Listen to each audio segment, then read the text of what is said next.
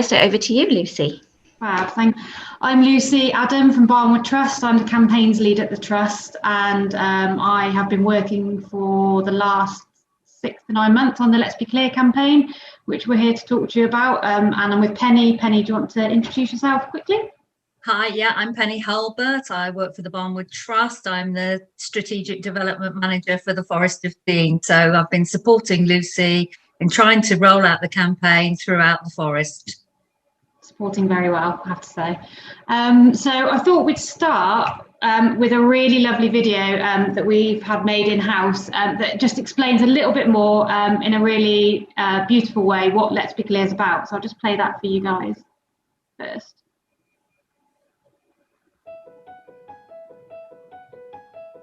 Let's Be Clear is a campaign for clear face masks and clearer communication across Gloucestershire. We want more people to wear clear face masks in public places. Why? Well, clear face masks make communicating and connecting easier for people who rely on lip reading and facial expressions. And that's a lot of people. Thousands in Gloucestershire are deaf or hard of hearing, have a learning disability, autism, dementia, or speak English as a second language. Non-clear masks can also add to feelings of isolation and disconnection. I struggle to hear people as I'm partially deaf and wear hearing aids. Not seeing people's mouths makes it more difficult. I've had difficulties understanding people with a mask on, and then me. So much of how we communicate is through lip reading. I didn't realise. We also want to share communication hints and tips on how to make information accessible and clear to everyone. Let's Be Clear is led by Barnwood Trust and supported by organisations from across the county. So why not get involved with the Let's Be Clear campaign and help make communication easier and more welcoming in Gloucestershire? Visit the website to learn more and find out how you can be a part of it.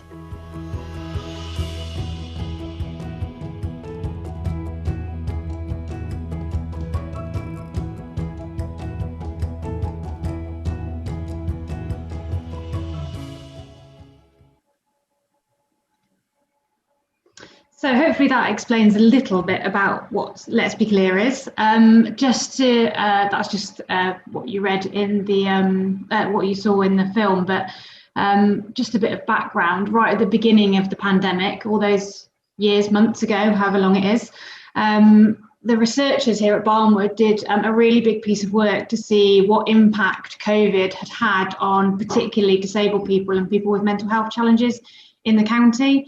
And as you can probably imagine, lots and lots of issues and interesting things came out of that report, which you can now access on our website. It's called Our Changing World.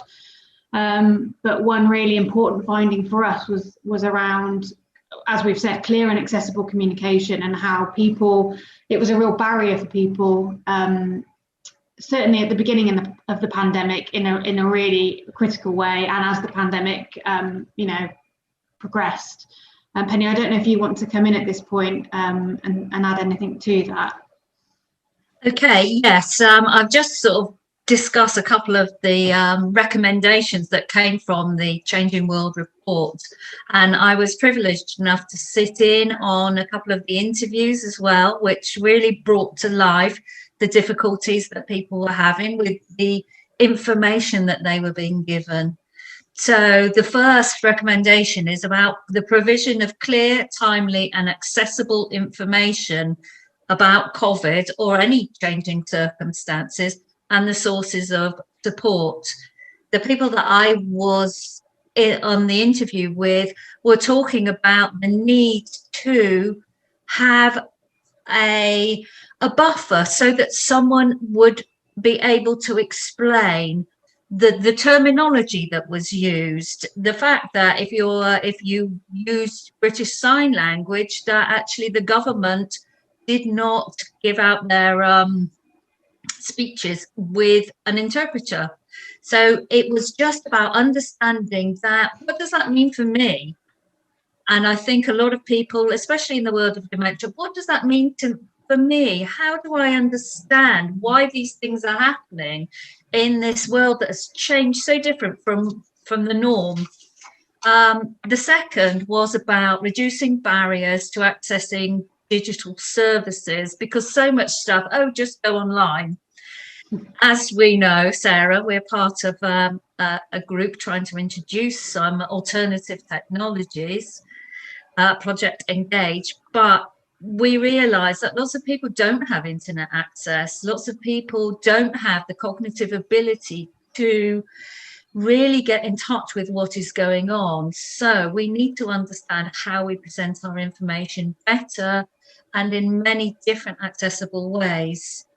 A third thing was that routine therapies, and there was lots of concern and lots of anguish around normal doctor's appointments had been suspended, normal hospital treatments had been suspended. So we found from the research there was a need to look in different ways of how we could keep those things going or reassure people.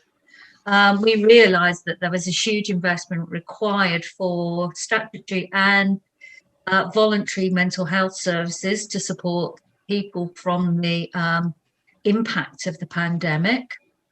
Number 5, we looked at sustainability, the idea that for adequate support to be provided, that we need to look at how we could make this sustainable for individuals and communities, and work with communities to find out the best way of delivering assistance.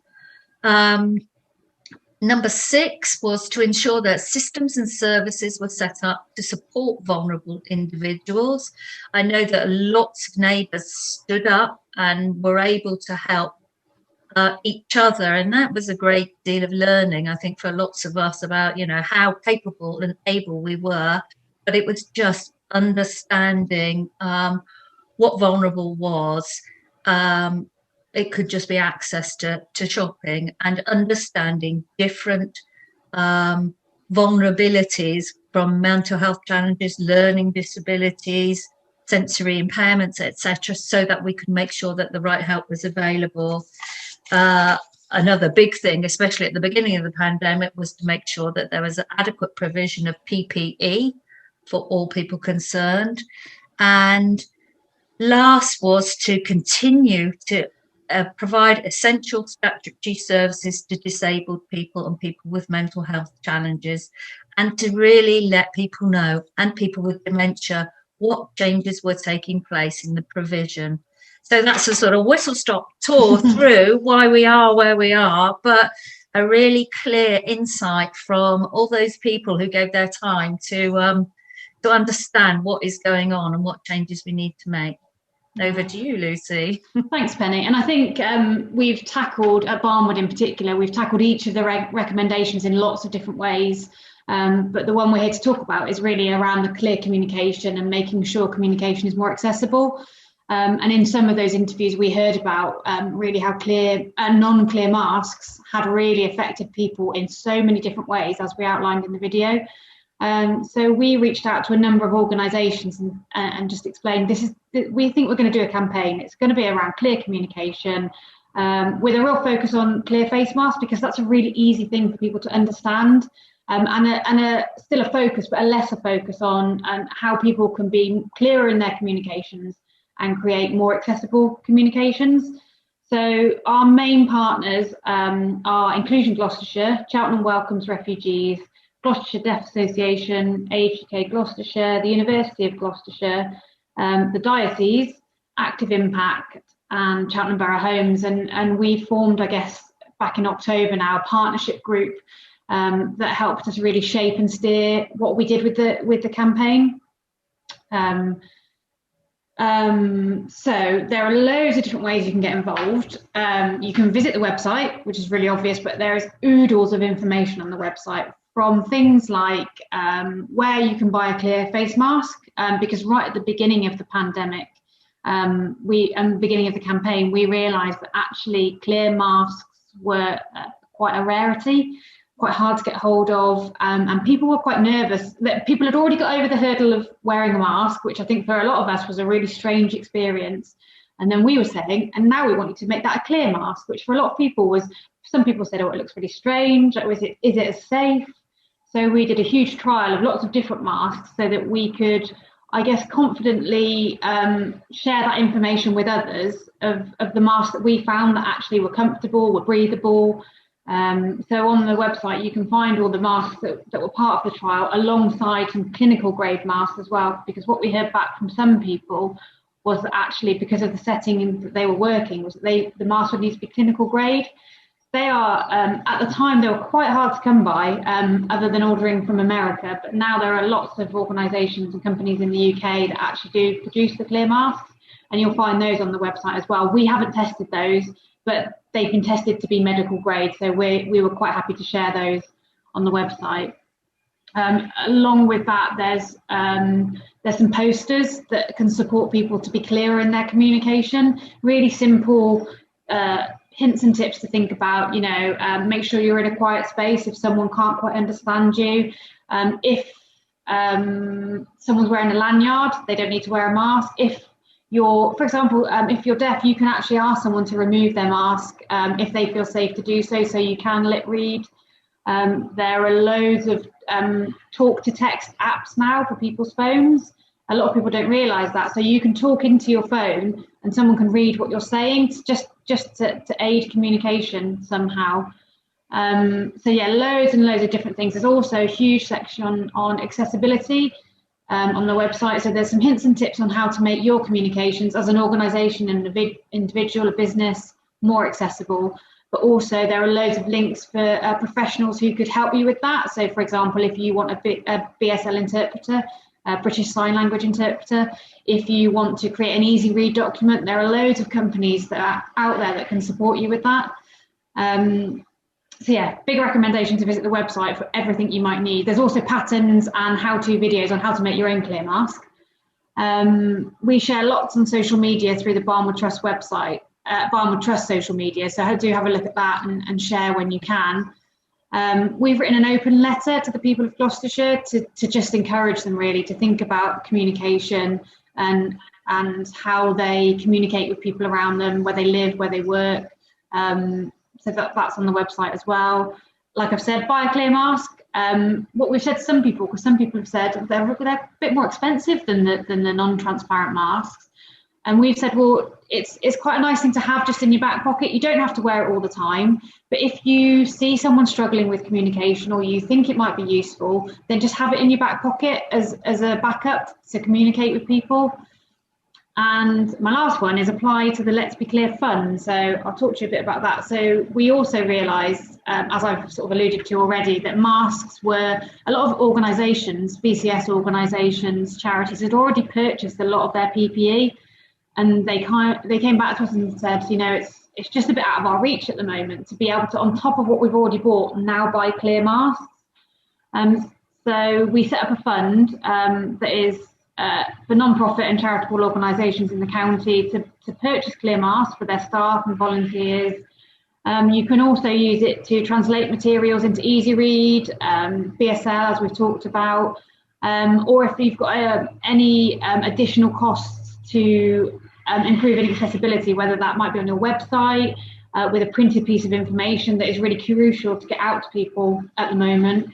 And we also were really supportive of anyone in their community that wanted to make and distribute clear masks. So also local crafting groups, craftivists that want to make and distribute clear masks, they could apply to the fund to buy the materials basically to produce those.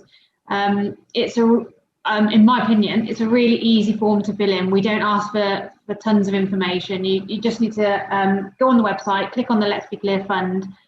You'll be taken to another site and you just have to fill in the basic bit of information about who you are or what your organisation is, how much money you need and what you're going to use it for. I think one bit of feedback we got right at the beginning of the fund from someone was that was the fastest grant application I've ever done in history, from making the application to receiving the funds. So I'm going to stand by that and say that you won't wait longer than a week to 2 weeks to get your funds. So there's a really quick turnaround on it. So far, we've given out over £12,000 in funds. to a whole host of organisations, from Gloucestershire Breastfeeding Supporters Network through to individual crafters, through to people like Crime Stoppers Gloucestershire, Community Connections, little groups across the county, and sort of bigger organisations. So we would encourage you, even if you're just thinking about it, just pop me an email or just go on and make the application. But we want to help people get clear masks. Obviously, we don't know what's going to happen on the 21st of June, whether masks are still going to be mandatory or not. As far as I'm aware, as of last week, there was still no really firm decision about that. And I think what we've been hearing anecdotally is that actually a lot of people still want to wear masks, even if they're told they don't have to. So this will still be live for a while, pending whatever happens in the world. So it's really just spread the word about the fund. It can be used for masks, it can be used to create more accessible communications, and just have a look at the website, because there are loads of resources on there that go beyond COVID. It's just, this is really obvious, but it's just great practice to make your communications more accessible to more people. And I think, unless Penny's got anything to add, that's it.